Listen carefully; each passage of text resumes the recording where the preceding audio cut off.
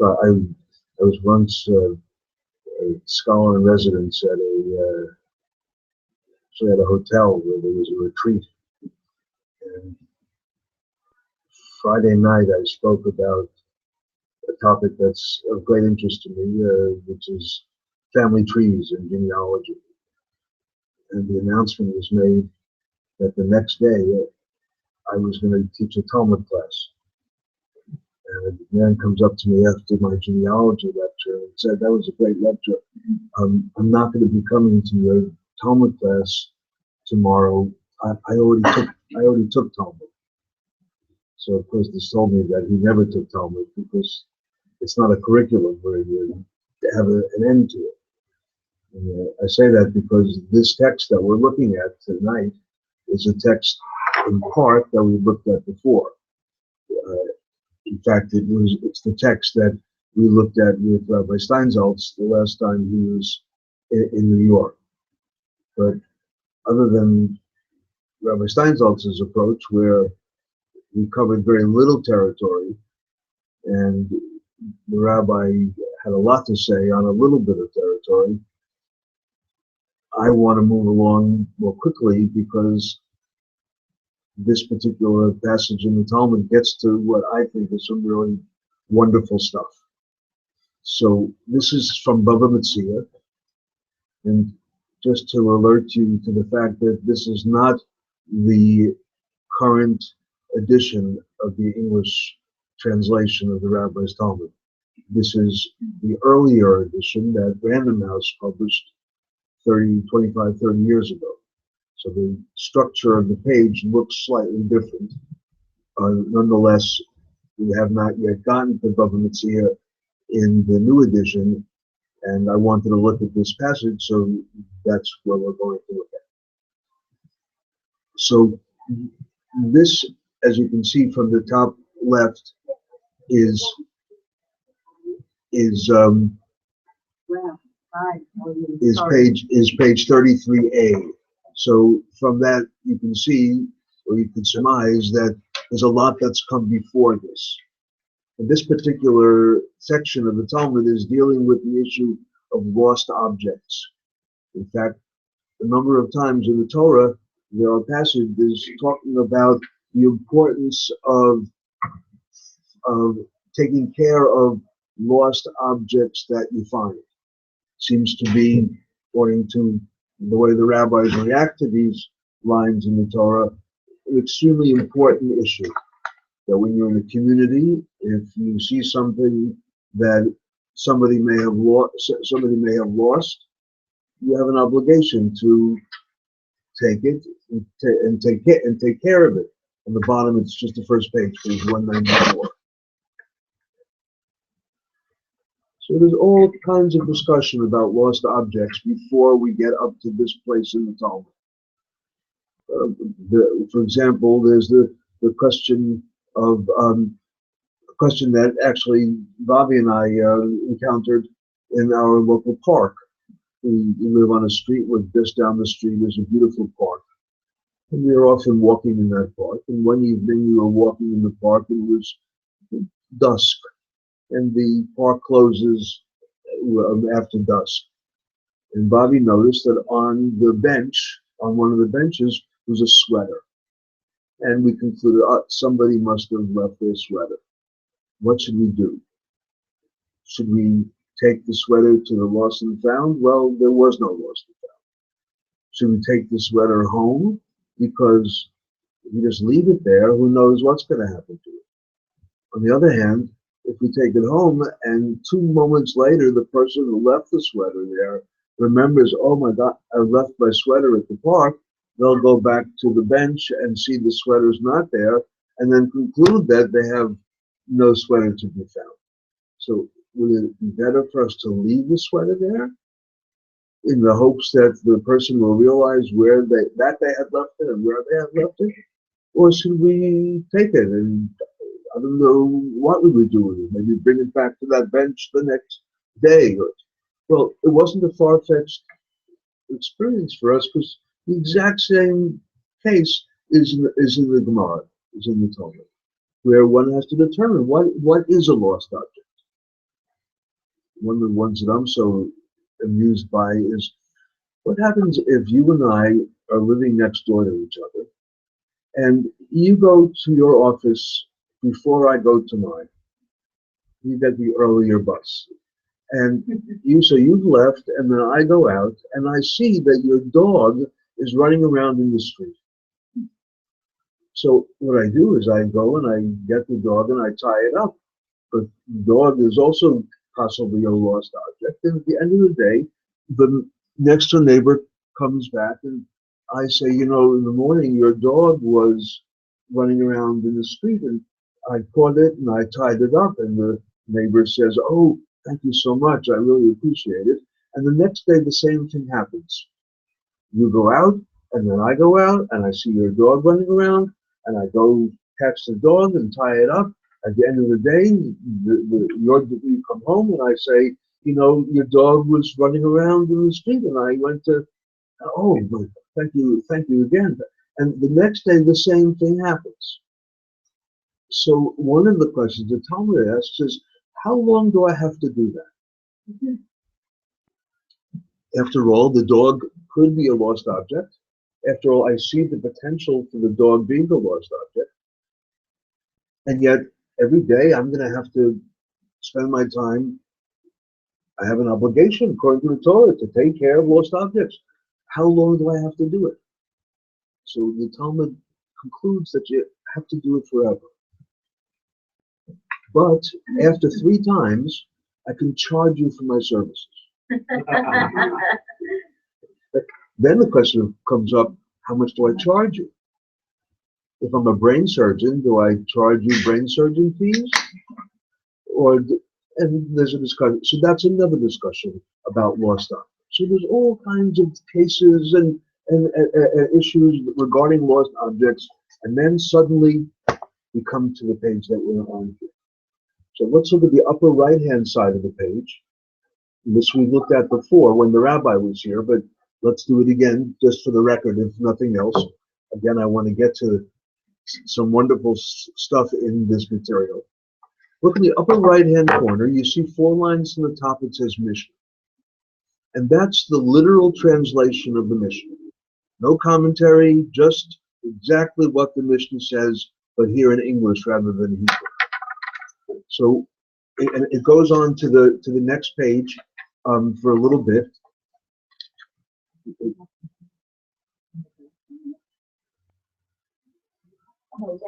Okay. So what's often done in a Beis Midrash in yeshiva is what we're about to do now, which is to just look at the Mishnah by itself and ask yourself the question: what questions do I have about this Mishnah? What bothers me about this Mishnah? What terms might need to be defined? What seems to be wrong? It says, his own lost object and his father's lost object.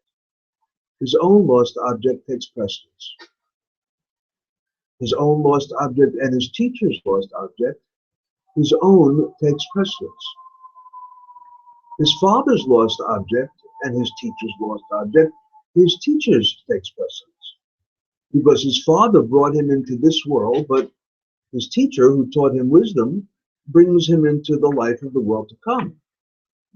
But if his father is a sage, his father's takes precedence. Just go to the next page, the upper right, and we'll finish off the Mishnah. If his father and his teacher were each carrying a burden, he puts down his teacher's, and afterwards he puts down his father's. If his father and his teacher were in captivity, he redeems his teacher, and afterwards he redeems his father.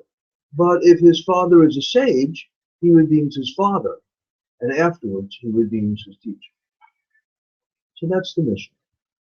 So the question I'm asking is, what bothers you about this Mishnah? Is there anything that bothers you about what is literally being said? Please. Number. Yeah. First of all, I'm clear why the teacher in the first place, our educators, one, and then it's unclear what is the category of sage in this context. Yeah. how to define the father is sage or not yet sage. Yeah, yeah. And So thank you. So one is the teacher comes before the father, and maybe I'll add, what happened to honor your father and your mother? Why does the teacher come before the father in the first place? And secondly, what does it mean by teacher, and what does it mean by sage? How do you become a sage? And how do you determine that your father is in this category so that he trumps the other one? So okay, so those. Thank you. What else might bother you about this mission? Anything else that troubles you or that you need defined? I would say, for example, that it says towards the end there, if his father and his teacher were in captivity. Now, captivity means kidnapped. So if my father is kidnapped and my teacher is kidnapped, and I only have enough money to redeem one of them, I redeem my teacher before I redeem my father. In a sense, it's the same question that you were asking, but it bothers me. When I picture my father and my teacher, it's a pretty rough thing to ask of me. It's hard to, I think, put such a clear-cut value on one or the other, because your parents teach you things that are different than maybe what your teacher would teach you, but those things that your parents would teach you are no less valuable than what you actually learn in school. So. Possibly, I mean, some of us never met our fathers. Some of us would rather never have met our fathers. But how, again, how do we know that the father, if you do know your father, or did, that he wasn't a sagely father to you? In which case there would be no contest. Again, as you're saying, how do you qualify to be a sage? We have million teachers. And teacher, any teacher, my second great teacher, whose name I can maybe remember, that person, if she's kidnapped, takes precedence over my father. If he's kidnapped, I have a question. When they say father, do they also mean mother? So I asked that same question to Rabbi Steinsaltz, and he said in this case, yes. Okay. All the commentaries agreed that this is his parent, okay, not father. Question regarding the translation, I see in the Hebrew it's written that they Hashem means kidney, or it's a kind of jail. I think that it's because if it's a jail, you don't, the person might be in jail. You don't.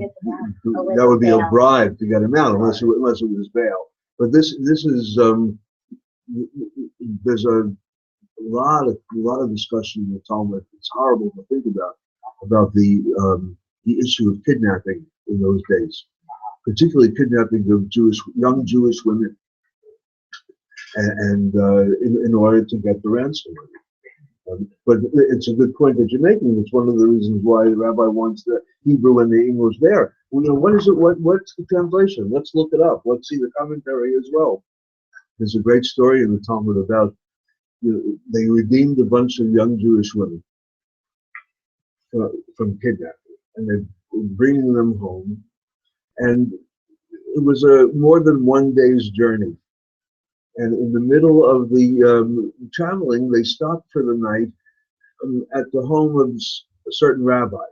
And do you have a place to put these women up for the night? And he put them, the Talmud says, in a loft in the barn. And in the middle of the night,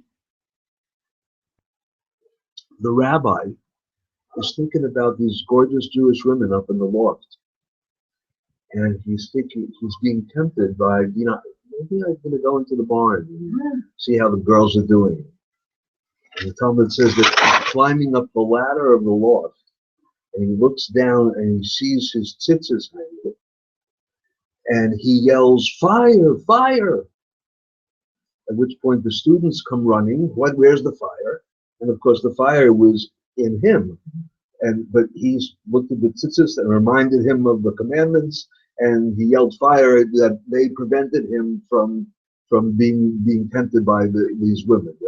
It's an amusing story, but it's also just one of many stories in the Gemara about kidnapping and redeeming. It was a terrible, terrible problem. Okay, so let's take a look now on the left-hand side, also page 194 in this edition. On the left-hand side, under translation and commentary, you see in the middle of the page in the English, the word Mishnah is in uppercase bold. So this is now Rabbi Steinsaltz taking us by the hand, phrase by phrase. It's not that easy to see here, but there's bold words and there's words that are not bold in this text. And the bold is a repetition of the literal, and the regular type is Rabbi Steinsaltz's explanation and commentary. So the Mishnah says, if a person finds two lost objects, his own lost object and the other a lost object belonging to his father, and the circumstances are such that he cannot take care of both at the same time, and must decide which one to deal with first, his own object takes precedence. His own lost object takes precedence. If the choice is between recovering his own and his teacher's lost object, his own lost object takes precedence. If the choice is between recovering his father's lost object and his teacher's lost object, his teacher's takes precedence. The reason why the respect due to his teacher is in general greater than that due to his father is because his father only brought him into this world and gave him physical life, whereas his teacher, who taught him wisdom and was responsible for developing his spiritual life, brings him into the life of the world to come. But if his father is himself a sage, and must also be respected for his Torah knowledge, even though he is not his son's teacher, then the father's lost object takes precedence over that of his teacher. We'll turn the page. We'll finish up the Mishnah, and then we'll talk about it for a little bit. If his father and his teacher are each carrying a burden, and both of them need help in unloading what they are carrying, he must first unload and put down his teacher's burden, and only afterwards unload and put down his father's for the same reasons mentioned above. If his father and his teacher have been taken captive, and their captors are demanding for the release a ransom beyond the power of the son and disciple to pay, he must first redeem his teacher, and only afterwards redeem his father. But here too, as in the case of a lost object mentioned above, which his father is himself a sage, the son must first redeem his father, and only afterwards must he redeem his teacher. So that's the Mishnah. We're going to look in a moment at the Gemara, but you may recall, if you were here when Rabbi Steinsaltz and some of us were looking at the same passage, Rabbi Steinsaltz began to talk a little bit about that notion of honoring your parents and what does honoring your parents mean. And he made the point emphatically that it doesn't mean you have to love your parents. It doesn't mean you have to agree with your parents. It means you have to take care of your parents in an honorable way. So it was just a side excursion in exploring that. But does the first part of it seem selfish? My own lost object from my father's, my own takes precedence. My own lost object from my teacher's, my own takes precedence.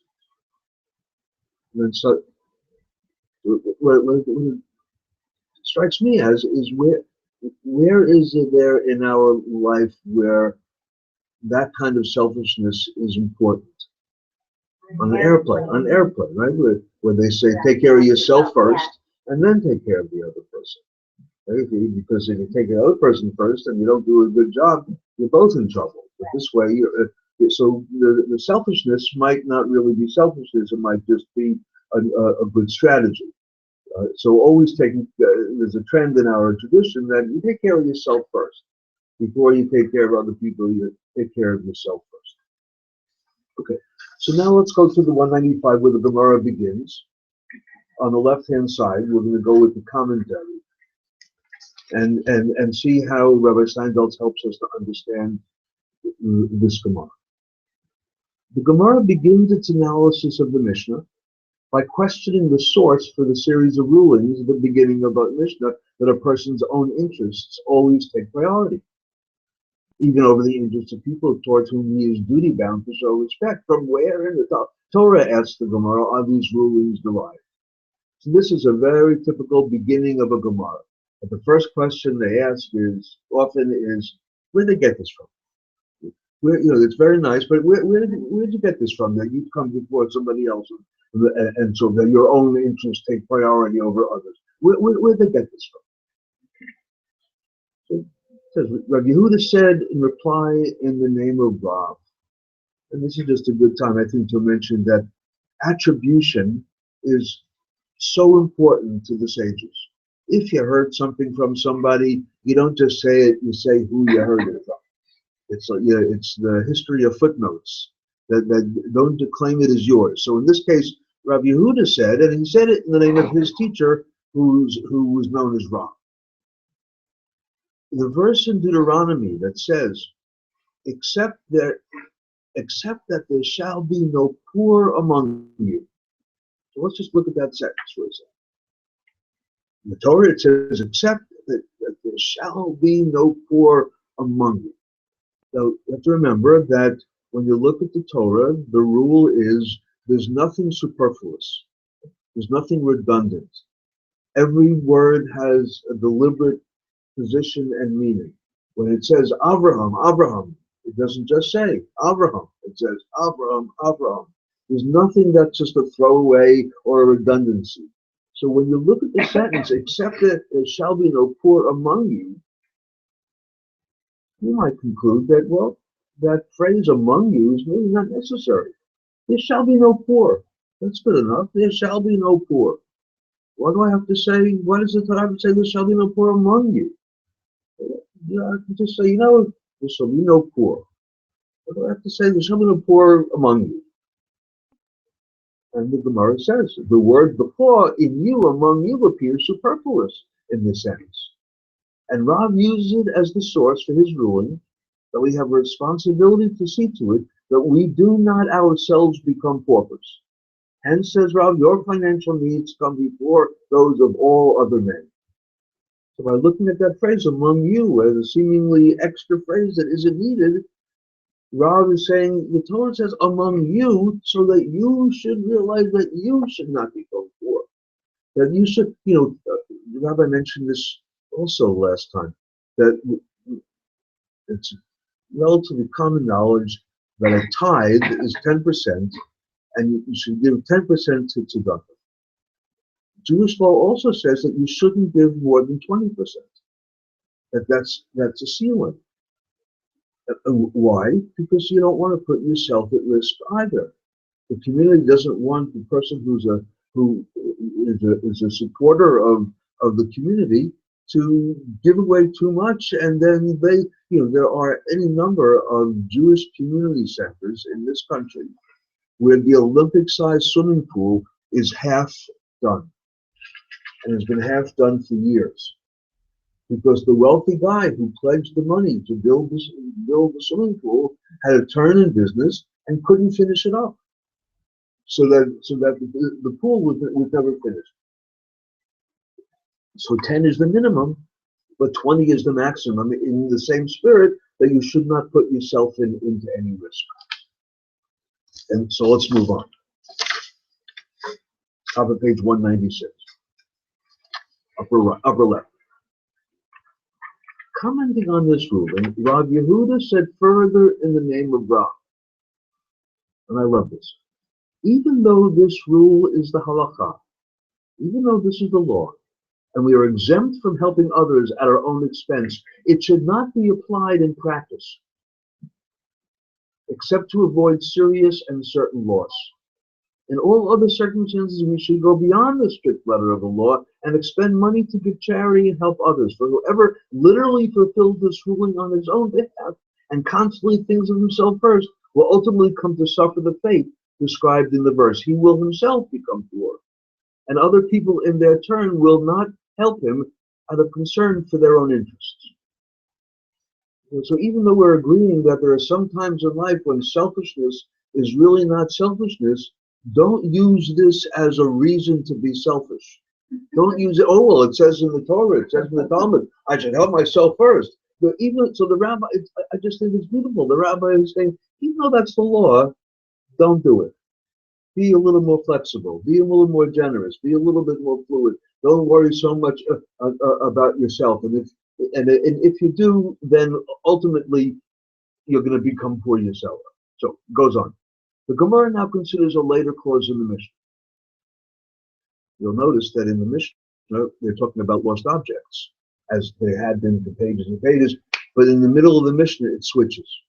It's no longer about lost objects, it's about carrying a burden.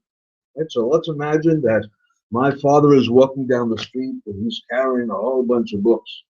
And Rabbi Steindaltz is walking down the street and he's carrying a whole bunch of books. The Gemara considers a latter clause. If his father and his teacher are each carrying a burden, he must first unload and put down his teacher's burden. So if I'm walking and I see them both, I perhaps should help the rabbi before I help my father. Our sages taught the following baraita. So let me just define baraita. It's really the only technical term here. When Yehuda Hanasi wrote the Mishnah, he gathered all of the wisdom from the various sages. Rabbi Akiva gave him his notes and others and so forth, and he was trying to put together a concise document that could be memorized. It's not unusual for people to actually memorize the whole Mishnah. It's often sung, and one might think to memorize a whole book, that's impossible. No, it's not impossible at all. I've memorized several books. The lyrics to the Beatles songs, right? I got that whole book down. The lyrics to Bob Dylan songs, I have that whole book down also, pretty much. So when you sing songs, and it's part, every Rodgers and Hammerstein show that I've ever seen or heard, that's another couple of books there. So it's not such a difficult thing to memorize a book. But nonetheless, Yehuda Hanasi was trying to put together a relatively concise document called the Mishnah. When it says a baraita, it's stuff that Yehuda Hanasi didn't include. Not because he rejected it, but because he was trying to put together a concise document and couldn't possibly put it all in there. So it says our sages taught the following baraita, which gives the opinions of various Tannaitic scholars, meaning scholars of the Mishnah, as to the correct definition of teacher in our Mishnah. So now we get to your question of what do you mean by teacher, right? What's your first name? Yigal. What does it mean by teacher? The expression teacher, which was used by the Mishnah, refers specifically to a teacher who taught him the wisdom of the Talmud. In other words, profound analysis of Torah and Mishnah, and the study of the principles underlying the laws contained in them, but not to a teacher who only taught him scripture or Mishnah, in other words, the memorization of halachic rulings, without the understanding required to delve into their underlying principles. These are the words of Rabbi Meir. So Rabbi Meir offers the definition that a teacher is the one who teaches you how to do it for yourself. What are the ideas, the underpinnings of the discussion? Not just somebody who's taught you to memorize all of the rules and all of the laws. The person who teaches you how to memorize the rules and the laws, that's not your teacher who takes precedence over your father. The teacher who takes over your father is the one who teaches you a profound analysis of Torah and Mishnah, the principles underlying the laws. You remember there was a poster, I saw it in the 1970s. Give a man a fish, he eats for a day. You teach a man to fish, he eats for a lifetime. So that's this notion. It's not just giving you the laws, it's teaching you how to fish for yourself. And you do it for that. Rabbi Meir says that's what a teacher is. And Rabbi Steindaltz goes on to say, thus, according to Rabbi Meir, the elevated status accorded in our Mishnah to a person teacher refers to someone who imparted not only Torah knowledge, but also the ability to analyze and provide answers to actual halachic problems. So that was Rabbi Meir. Rabbi Yehuda comes along, says, in its use of the word teacher, the Mishnah means anyone from whom the student learned most of his wisdom, whether that consists of scripture, Mishnah, or Talmud. So that's your Rabbi Yehuda's opinion. It's not the person who teaches you how to do it yourself. It's the person who teaches you most of what you know. Rabbi Yossi says, Even if a certain person enlightened the student by clarifying his understanding of only one Mishnah, he is the teacher referred to in our Mishnah. Now, I don't know about you, but that third one I don't go for at all, because that would mean that I would be that person. If I'm helping to clarify this one Mishnah, Rabbi Yossi says a teacher, a certain person who enlightened the students by clarifying one Mishnah is the teacher. So by my clarifying just one Mishnah, I take precedence over your father if we're both kidnapped. Does that sit well with anybody here? I would hope it wouldn't sit well with the teacher himself. Okay, right. What are you picking me for? Yeah, what are you crazy? Anybody feel otherwise, that the Rabbi Yossi has a point? So watch what the Gemara does with this seemingly absurd point. By the way, next page, do you see the illustration on the upper right? Yeah. You know what that is, right? That's a spork. Right? It's a spork. It's a fork and a spoon. It's a spork. Okay? I don't know if you remember, there was an article in the New York Times Magazine a couple of years ago about the history of the spork. And it gave a number of documents that, didn't get to the topic. I didn't write the letter. I wanted to write it, or maybe I did write it. I never got an answer. You didn't do enough research. Actually, the spork predates anything that you. There's discussion of the spork in the Talmud. Upper left-hand corner. To illustrate Rabbi Yossi's opinion, Rava said, for example, I must treat Rav Zechora as my teacher, even though in my entire life he explained only one concept to me, namely the meaning of the term Zahamalistron, which is what the spork, which appears in the Mishnah. It's a utensil which combines a fork and a spoon and is used to scrape leftover food from a pot. So Rav Zechora comes along and agrees with his absurd example, seemingly. The person who taught you one thing, and that one thing was, what do you do with a spork? That person takes precedence over your father if you're both kidnapped. But the next one I find very interesting and somewhat convincing. The Gemara further illustrates this point with a story. Shmuel rent his garments in mourning, right? You tear your garment.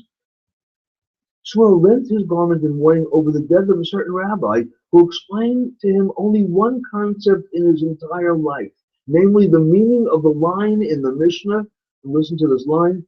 With one he reaches down to his armpit, and with one he opens directly. So we'll see what this means in a moment. But I'm struck by the fact that the one sentence in the Mishnah that he quotes is one that has the term armpit in it. So, and again, it just seems absurd, testing it, taking it to an extreme. But Rabbi Sanchez explains this expression described the way in which the priests opened the gates to the temple each morning. Two locks had to be opened. The first could be opened only by inserting one's entire arm through a hole by the side of the gate and opening the lock from the inside, while the second opened normally. Even though this rabbi explained nothing else to Shmuel, the latter still regarded him as his teacher and rent his garments when he died. So to open the gates of the temple, you got to stick your arm into your armpit and then open it from the inside, and then the other lock open normally, and that's the Mishnah that the story is representing as the one Mishnah that makes the person who taught you that into the teacher who takes precedence over your father. And so why did I say that I'm a little bit convinced by it? Well, it happens that my father was in the Masonic order. He was a Freemason. He was, in fact, the master of his lodge in 1957. And there was a time in my life when I became really curious to know what was my father interested in, about his Freemason stuff. And I began to read the literature, and it happens to be extremely profound material, very, very profound material. For example, if the master of the lodge is not there for a meeting, it can still go on because there's somebody right below him. And if that person and the master are both absent that night, you can still have the meeting because there's somebody below him.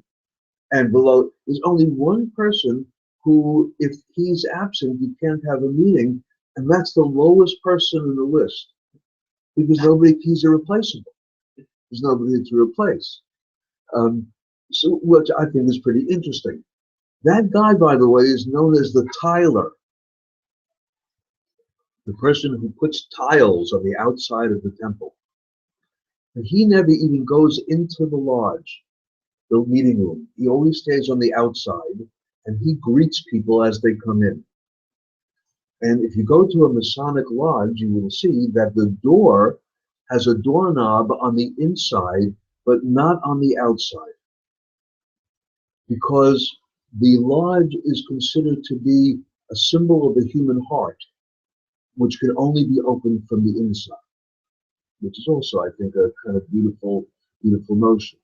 So, pardon me? Wow. So if I take that what I learned from my father and put it onto here, the person who teaches me just one thing, which is how to open the temple, that's could be gigantic. How to open your heart. How to, it's not just anything that, how to spell cat and how to spell dog.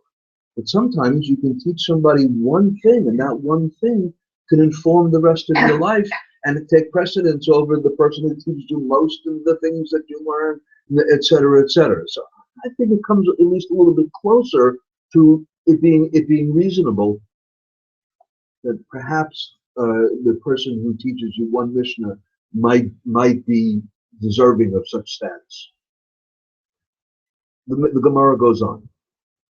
Anytime you have a comment or a question or objection, please don't hesitate. In the middle of 197, on the left-hand side, Ula, a sage who frequently traveled between Eretz Israel and Babylonia, now describes the respect with which the sages in Babylonia treated each other.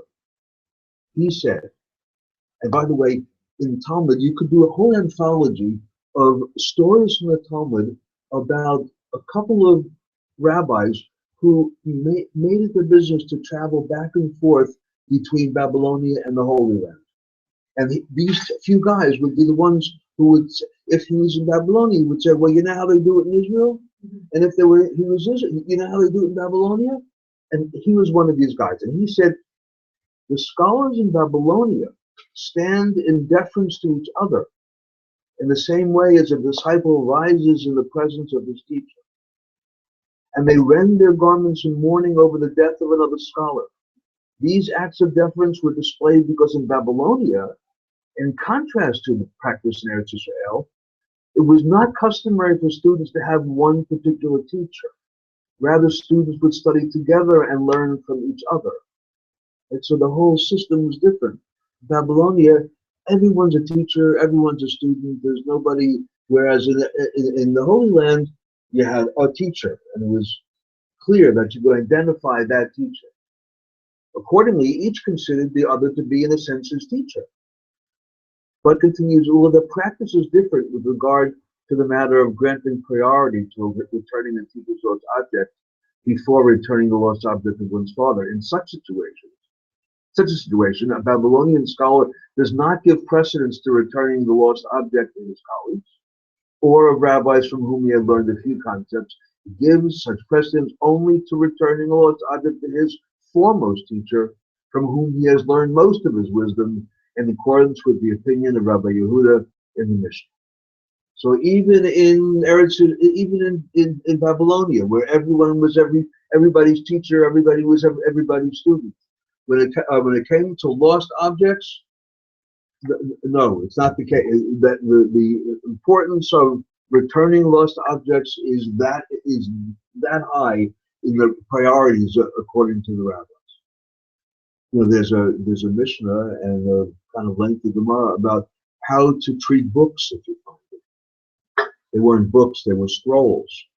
They weren't mass produced. So if you're walking down the street and you see a scroll, the Gemara actually goes into detail about how does one take care of a scroll. For instance, I was trained as a librarian, and often people ask me over the years, I have some rare books that I inherited. What should I do with them? How should I keep them?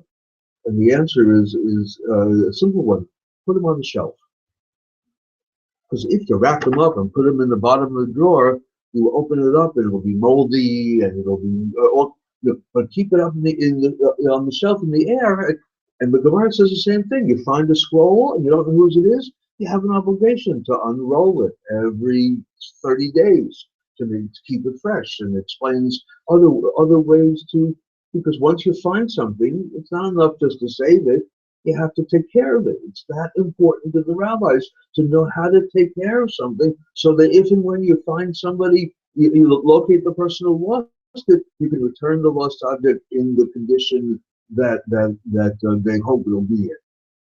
Another interesting one for me is, what if you find lost geese?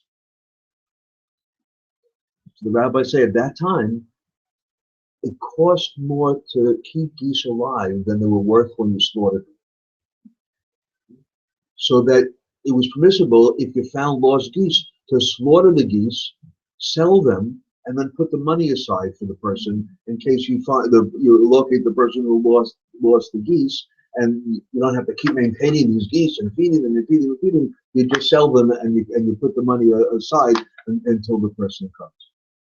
So it's remarkable how detailed the rabbis were, not just in throwing out these rules, but in saying you got to learn about it. You have to learn how do you take care of something, because it's that important to take care of something if it's a lost object.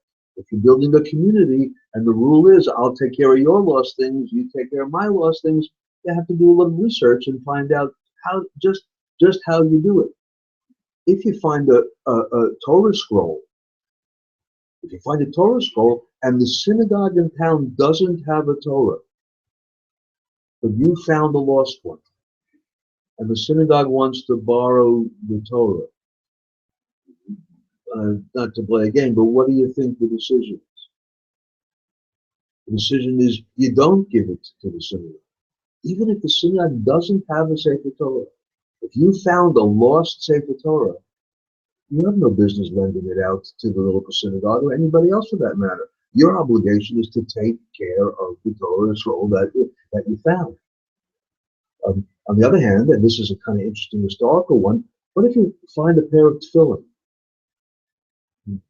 What do you do with that? The rabbis say that you can sell it and put the money aside, because at that time, tefillin were like a big pen. There were factories that made tefillin, and if you lost your pair of tefillin, you got another pair of tefillin. Nobody cared about it. It's not like it's very expensive like it is today, or they weren't sentimental. It was just a thing that you go to the store and you buy it. Okay, let's go to the next page. This is some of the material now that the rabbi and those of us who are with him didn't look at. Upper left, it's 198, upper left hand. The Gemara now illustrates the relationship between the scholars of Babylonia with the following story. See if you can follow the story. It's a little bit complicated, but you'll see it's not such a complex situation. Rav Chisda, who was the disciple and colleague of Rav Huna. You got two rabbis, Chisda and Huna. So Rav Chisda asked Rav Huna for the solution to the following problem. What is the law regarding a disciple whose teacher is dependent upon him for knowledge of traditions and rulings that the disciple has heard from other teachers? So let me give you an example that's a real example in my life. When I lived in Passaic, New Jersey, one of the rabbis in one of the synagogues knew that I had a relationship with Rabbi Steinsaltz and had opportunities to have lots of conversations with him. And this rabbi, from time to time, would ask me, a congregant or somebody in the neighborhood, would ask me if I could tell him what Rabbi Steinsaltz's opinion is on a certain subject. So it was the rabbi teacher in town who, in a sense, was dependent on me, just one of the people in the neighborhood, to tell him what Rabbi Steinsaltz thought, if I knew what Rabbi Steinsaltz thought. Again, what is the law regarding a disciple, me, whose teacher, that local rabbi, is dependent on me for knowledge of traditions and rulings that the disciple has heard from other teachers? With this question, Rav Chisda touched on a sensitive point. Though Rav Huna was recognized by both as Rav Chisda's teacher, Rav Chisda was Rav Huna's primary disciple and colleague. Rav Huna thought that Rav Chisda's question implied that Rav Huna was dependent on him. Remember, what he's doing is he's going over and says, "Teacher, what happens when you find that your teacher is dependent on you?" So he's thinking, you're asking me what this is, if I'm dependent on, if this teacher is dependent on me, are you implying that I'm dependent on you? Right? Am I implying that the rabbi in the town is dependent on Arthur Kurzweil because I might know what Rabbi Steinsaltz thinks about this or that? In a way, it's kind of a possibly rude question. What would happen if in the case where you're dependent on me? So the Rabbi Steinsaltz explains. Rav Huna said to him in reply, "Chisda, I am not dependent on you, but you will be dependent on me for 40 years. The story concludes, from the time of this incident, they were angry with each other, and as a result, they did not visit each other. They weren't on speaking terms. Ultimately, they realized that their estrangement had been due to a misunderstanding, and they were reconciled. Rav Chisda took upon himself 40 fast days to atone for the fact that Rav Huna had felt insulted by the innocent question he had thoughtlessly asked. Rav Huna took upon himself 40 fast days because he had wrongly suspected Rav Chisda of referring to their unique relationship when in fact he had merely been asking a theoretical question. So imagine these two gentlemen. They didn't speak for years. They were on speaking terms because of one misunderstanding. Was it an email? Well, because with an email, why? So I'm curious. Why do you say if it was in an email? Because in email, people sometimes you can't understand tone, or if something was meant sarcastically, and things get misconstrued often, whereas if you just had a phone conversation, you could hear the tone. You could hear the tone, and you could settle something very quickly. Versus an email, which leaves things a little bit. So it's so much easier in an email for there to be a misunderstanding and an insult and so forth, and it could not on speaking terms for years. I also think, particularly when it comes to the subject we're talking about, which is who is a teacher and who's not a teacher, it can get a little bit uncomfortable with the discussion itself. Am I going to fit into that category? Am I not going to fit into that category? Who takes precedence over who? These kinds of things can get a little hairy, right? And the wisdom of the sages, for me, is such that they know to talk about this. They understand that the subject that we're talking about, beware this quicksand ahead. That this could be a slippery slope. Lots of mixed metaphors. So it's dangerous to begin with to compare. Is my father a sage or is he just a father? And what do you mean by just a father? And is he again, as you pointed out, it says sage in the Mishnah. It also says teacher in the Mishnah. What's the difference between a teacher and the sage? And am I one or am I not one? And it's the Gemara goes on. It was said that there was a dispute between Amoraim. Amoraim are rabbis of the Gemara. Before we talked about Tanayim, rabbis of the Mishnah. These are Amoraim, the rabbis in the Gemara. There was a dispute between Amoraim as to which opinion in the Baraita mentioned above is accepted as the normative halacha. Rabbi Yitzchak Bar Yosef said in the name of Rabbi Yochanan, the halacha is according to Rabbi Yehuda, who said that the word teacher in our Mishnah refers to the teacher from whom the student learned most of his knowledge. Rav Acha ben Bar Rav Huna said in the name of Rav Sheshet, the halacha is in accordance with Rabbi Yossi, who said that the word teacher in our Mishnah refers to anyone from whom the student learned to understand even a single Mishnah. Right? So the rabbis are trying to figure out, okay, we've got a lot of opinions on the table here. Which one goes? The Gemara now asks,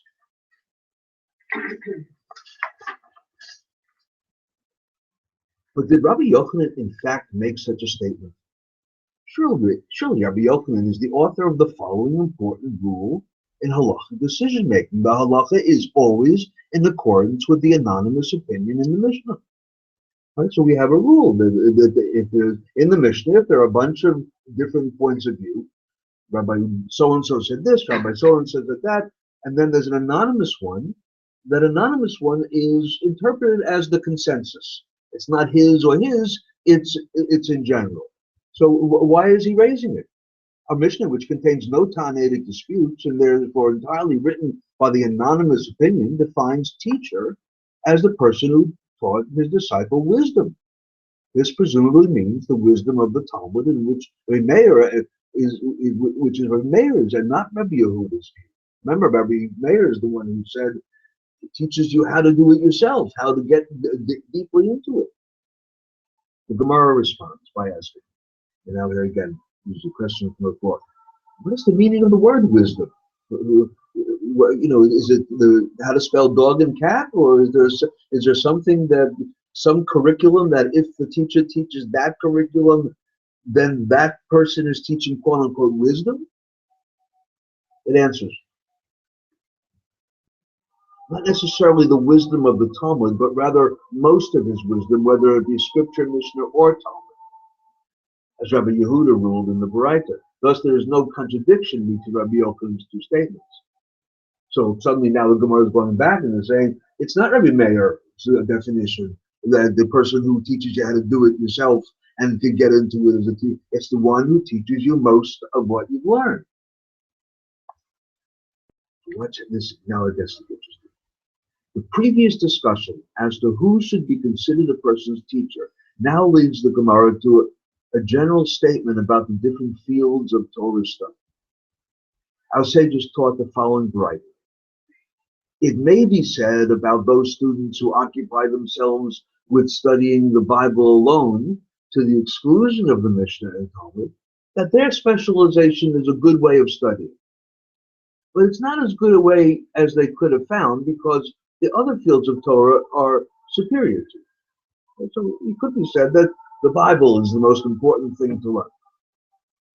It may be said that those students who occupy themselves with studying Mishnah but not Talmud, that their specialization is a good way of studying, and they are destined to receive a reward from God for their efforts. So others saying, no, not the Bible, it's studying Mishnah is a good way of studying. It may be said that those who occupy themselves with studying Talmud, that there's no greater way of studying than this. And so not the Bible, and not the Mishnah, but the Talmud. We're trying to understand. But although there is no better way of occupying oneself than studying Talmud, always run to the Mishnah more than to the Talmud. So what does that possibly mean? Somebody just got finished saying that the Talmud is the most important part of the curriculum, not the Bible, not the Mishnah, but the Talmud. That's the most important. And by the way, run to the Mishnah more than the Talmud. And having just said the Talmud is the most important, why run to the Mishnah? Concerning the Baraita, the Gemara now asks, this Baraita is difficult in itself, because it seems to be self-contradictory.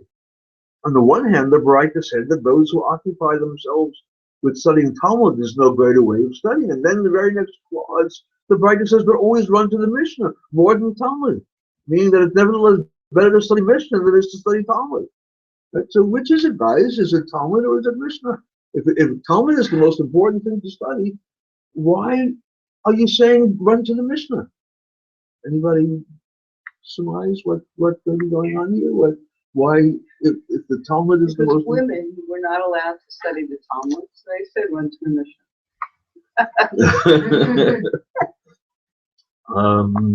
The Gemara doesn't mention that. but Rabbi Steinsaltz was interviewed recently, and they were talking about the difference between the Art Scroll Talmud and the Steinsaltz Talmud. And if you look at the Art Scroll Talmud, every single millimeter on the page is filled with text. And if you look at the Steinsaltz Talmud, you see there's a lot of white space. And the rabbi said, I have white space so that you can put yourself into there. But the Talmud was never completed. The rabbi wrote a book called The Essential Talmud, and the last chapter in the book is called The Talmud Was Never Completed. And when you read that chapter, the rabbi doesn't say it wasn't completed because they got interrupted, but rather in principle, the Talmud was never completed. And you and I have to bring our point of view to it, and with all due respect to what you said, sorry, that we are in a generation where something is happening that never happened before in the history of our people, which is that women are studying and bringing points of view that might have been left out of this boys' club. So maybe you want to stick your commentary. What's that? Your 2 cents into it, right? Anybody have another reason why you might, even though you should study Gemara, which is the analysis of it, you should run to the Mishnah. The Mishnah is first. The Mishnah is first. Yeah, exactly. It's like, study. You can't study the Supreme Court decisions before you know the Constitution. Once you know the Constitution, then you see what it is. So Gemara, yes, the commentaries, yes, but you have to first run to the Mishnah in order for you to study Gemara. So top of page 200. Rabbi Yochanan said in reply, there is no contradiction between the two parts of the Baraita. The one statement that the best way of studying is to study Talmud was made during the days of Rabbi Yehuda Hanassi, and its purpose was to emphasize the importance of profound and searching analysis of Torah law. But as a result of the statement, everyone abandoned study of the Mishnah and specialized in the analytical study of the Talmud. As a result, he then expounded to them that they should always run to the Mishnah more than the Talmud, for unless a person has a sound basis of formal halachic knowledge, he cannot advance to deeper study. Thus, the two seemingly contradictory clauses in the Baraita reflect the attitudes of Rabbi Yehuda Hanassi at two different periods. There's a joke, kind of a funny little thing that I've heard, where somebody, a yeshiva student, stumbles across a volume of the 5 books of Moses and looks at it and says, this is brilliant. They took lines from all over the Talmud and were able to put it together so it reads like a story. Because they're so busy studying Talmud that they don't know their Bible, right? And so it's not a far-fetched thing. It's real. The other joke, which is kind of similar to it, is the yeshiva bocher who stumbles upon a book by Aristotle and reads it and says, "Oh, he got this all from the Rambam." No, it's the other way around. But so you have to know the context. But asked the Gemara, what verse did Rabbi Yehuda Hanassi expound when he made his first statement? On what biblical source did he rely when he said that the Talmud study is more important than the Mishnah? The Gemara answers. The Yehuda Hanassi statement was based on a verse that had previously been expounded by Rabbi Yehuda, son of Rabbi Eli. What is the meaning of the verse in the Bible in which it is written, "Tell my people their transgression and the house of Jacob their sins"? Rabbi Yehuda explains, the verse refers to two groups in which the Jewish people are composed. The clause, "Tell my people their transgressions," refers to Torah's scholars, who were described as my people. And this to me is a blow away notion. And so the scholars are considered my people, whose unwitting sins are considered as willful transgressions. So if you set yourself up as the scholar, as the sage in the community, which gets you all these benefits, like I get kidnapped and your father gets kidnapped, you ransom me first. If you consider yourself one of those scholars, then your unwitting sins are considered as willful transgressions. The things that you did by mistake or that you did unthinkingly, those are considered by the heavenly court as though they're deliberate transgressions. This extra, you'll see what it says, this extra severity refers to the possibility that a Torah scholar might give a mistaken halachic decision and thereby cause other people to sin, in which case he would be considered in the eyes of God as having committed a crime. Therefore, a Torah scholar must be extremely careful in his study and teaching of Torah, lest he be judged severely. So if you set yourself up as a teacher, and you say, I'm the sage, I'm a teacher, I'm an authority, and I want you to give me that status, then I have to realize that my unintentional sins are considered intentional. Pretty heavy price. It goes on with the opposite as well. Rabbi Yehuda goes on to explain that the next clause, and the house of Jacob their sins, refers to the ignorant, whose willful transgressions are considered unwitting sins. Since uneducated people cannot be aware of the full halachic significance of their deeds, even their willful transgressions are in a sense unintentional. I think there's something really beautiful, very beautiful and forgiving and human about that. That if you're not a scholar, if you're not one of these teachers, sages, even your intentional sins are considered unintentional. Rabbi Sandals once gave a lecture on the subject of what the sages ask, why would a person sin? Why on Saturday my hand is going towards the light switch? I know that I shouldn't turn on the light, and yet I do it anyway. The rabbis want to know, why would I do that? Why would anybody do a transgression? And the conclusion that the Gemara comes to, as Rabbi Sandel explained, is that the only way it can be explained is as temporary insanity. Temporary insanity. That there's no other explanation for it. That if you did something that you know you shouldn't do, in this context, in a sense, you really don't know you shouldn't do it. You really don't know the severity of it. You really don't know the implications. But that isn't necessarily insanity. That's really not knowing. Yeah, well, so it's another, right, so granted, the rabbis are saying temporary insanity. Here they're saying ignorance. Ignorance. You know, in American law, there's no requirement in America, I should say, there's no requirement to learn the law. I only took one law class in my life. It's called driver's ed. Okay? Driver's ed was a law class. I had to learn a body of material and prove to the state that I knew it. Right? Other than that, I never took a law class, and yet ignorance of the law is no excuse in this country. In Jewish tradition, it's exactly the opposite. Ignorance of the law is the best excuse. If you don't know, then you're not responsible. It's only if you know that you're responsible. If you never heard of Shabbos, then you're not held responsible for breaking the laws of Shabbos. You don't know.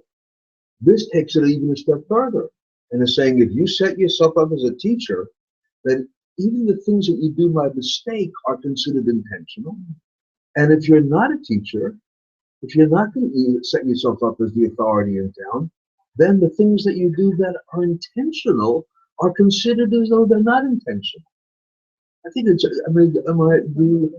a profoundly humane attitude, forgiving attitude. You know, from the outside, sometimes traditional Judaism seems so harsh and so strict and so unforgiving. You know, I think that's one of the reasons why Rabbi Steinfeld says, "Let my people know." You know, don't take somebody else's opinion for what Judaism is. When you go and see the original texts themselves, you find out that this tradition is much more fluid and much more forgiving and much more humane than anything you might have heard of in your life. And if you, somebody who doesn't know and does something willfully to transgress, so they do know that, but they're not a teacher and sage, this person is forgiven. It's considered as though it's an unintentional sin. A little problematic. Please. Willful. So what is willful? Yeah. Is that say a little more to that? Willful to me, has intent to it. So somebody actually, they didn't just transgress, they willfully. They said, I am doing this. And I thought about it. And I don't see temporary insanity or ignorance in willful. It's often a clause in a legal contract, willful misconduct, meaning that people get away with a lot unless there's malfeasance and willful misconduct. So I find it surprising. In our law, there's certainly a difference between, let's say, first-degree murder and manslaughter. Right. The result of the person who's dead is still dead, but the intent makes a difference. Yeah. Right? But willful to me It's like spiteful. It's with determination. We were talking. It doesn't say I ignorantly transgress or I unknowingly transgress. I'm willfully. We were talking earlier today about there seems to be this growing genre of books of people who grew up in the Orthodox, ultra-Orthodox world and have truly thrown it away and write a memoir about it. Right. So Bobby and I happen to know one of these authors, and there's no question that this author is willfully rejecting what had been learned all of his life. It seems to me that the Gemara is saying he doesn't understand. If he understood, he wouldn't do it. That maybe he was abused. Maybe he was temporarily insane. Maybe his teachers were temporarily. That's something else. I mean, we heard stories from him about the abuse that the teachers have done to his students in some cases, and it's the stuff of nightmares. But I think that in the spirit of what we're looking at here, one could say that that person who's thought it through, who's lived it, who knows it, and who's rejected it, still might not be willful. Still might. I like it ask him. So do you think that if you ask him that that's a good measure of it? Because he probably say, oh yes, I know what it is. I don't believe in it. I don't want to do it. It's a lot of nonsense to me. I don't do it. Or I do it. Whatever it might be. I hear the Gemara saying that's still not willful. It's almost as though the Gemara is saying there is not such thing as willful. In a way, there's no such thing as transgression. Yeah. So let's. I mean, that's one of the dangers of coming and learning. Right. You learn it, now you're obligated to do it. It's better to stay off and be ignorant. But It depends on the context. Because I don't think. I mean, certain things I think you could look over a little bit easier than others. But if you're talking about murder or things that actually harm people, then most people can accept it as wrong. But other things, I think there's more lenient or more leeway. It's a differentiation between the family and the moral. so translate. But I mean the attitude towards God and the attitude towards towards other people. So say more about that. No, I mean the two levels of the foundation, I would say, right? Yeah. The rules or whatever, ritual or whatever, and attitude toward other people, Right. The moral values. Those moral values are a part of the halakha also, right? So, but are you implying what you're saying that transgression against God is not as bad as hurting another person? Is that Yeah, in our discussion. because yeah, after all, God can take it. But I can't kill God, but I can kill something else. Yeah. But what about the example you were talking about earlier when the communal leader said that everyone should eat on support because they were all ill? Right. You're Yeah. valuing, I guess obviously a violation of what we're taught and what's expected, but in that case, it was necessary. Yeah. So okay, it's interesting. We were talking earlier today about it was Rabbi Salanter, who in his community way back when there was during the time of a plague, and Yom Kippur was coming up, and he instructed the community to eat on Yom Kippur. Some say he even went from synagogue to synagogue and stood in the front, and he would eat, so to show everybody that you should eat on Yom Kippur because of this plague and because of the health of the community. And when it was all over, somebody went over to Rabbi Salanter and said, I heard about what happened on Yom Kippur in this town. I suppose one could say that you're lenient when it comes to fasting. And he said, no, I'm strict when it comes to health. So in a sense, the example is not saying if that being strict when it comes to health is not making the exception, it's part of the system. Right? It's not saying let's abandon the law. He is saying no, it's not abandoning the you should fast on the law. It's following the health takes precedence over everything law. Right? So in a sense, is that really transgressing? Which I like the example because again, so then Sarah was saying maybe there's there's no such thing as transgression. And you get to that point, but that's very different from somebody who says I'm eating a ham sandwich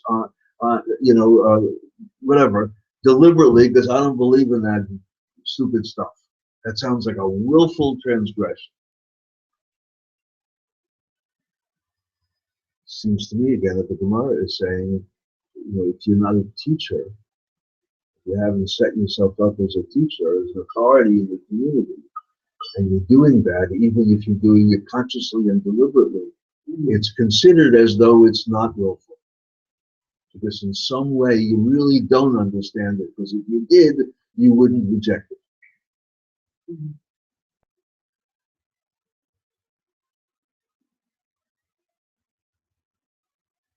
So I like it. I wouldn't want that responsibility to be somebody who answers questions of halacha for people. Because once you do that, then you slip into the category of the person who, if you do something unintentional that's against the law, that it's considered as though it's intentional. So perhaps that makes the Mishnah a little bit more reasonable.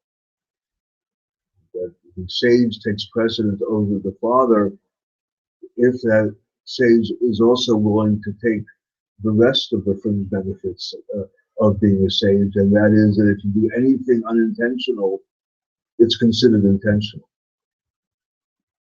That's kind of balances. But we're almost out of time, but just a little bit more to go. You can look at it yourself. It's just a couple of more lines. But I just want to say one more thing about this passage.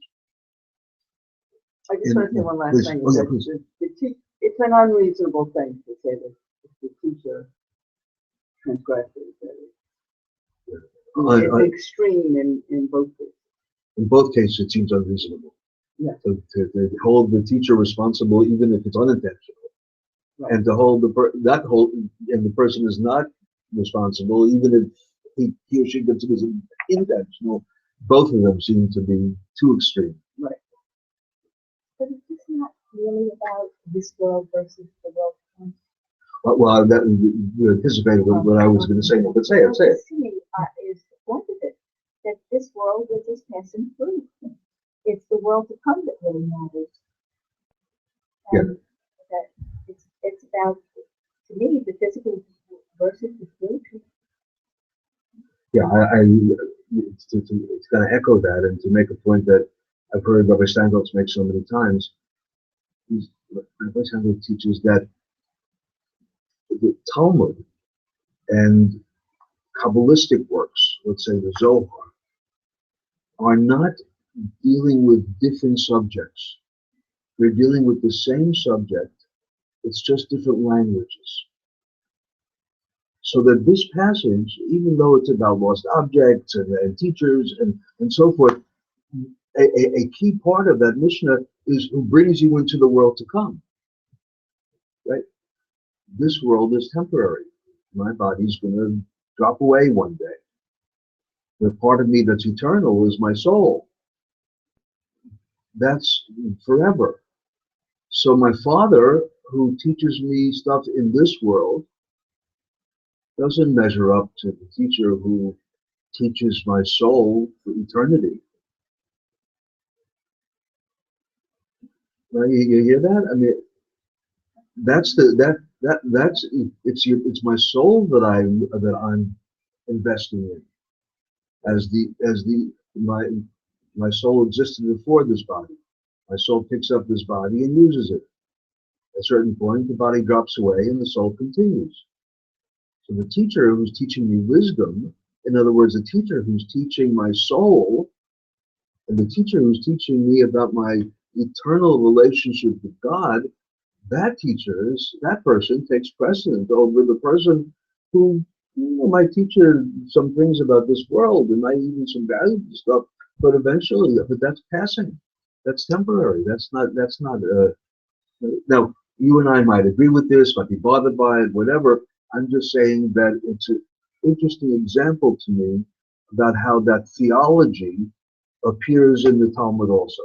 That embedded within this text about lost objects, after pages and pages of lost objects, is really an assumption about how we view existence. That our bodies are temporary, and this world is this, but the world to come is the eternal world.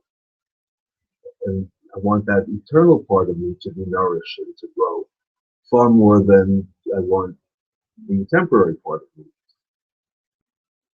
So I think it's an interesting way that embedded within this are certain theological assumptions that are not explicit, but are nonetheless there. And I think this is an example of it. So that's our time. And we just looked at a Mishnah and its entire Gemara. So if your parent gets kidnapped, don't forget me. But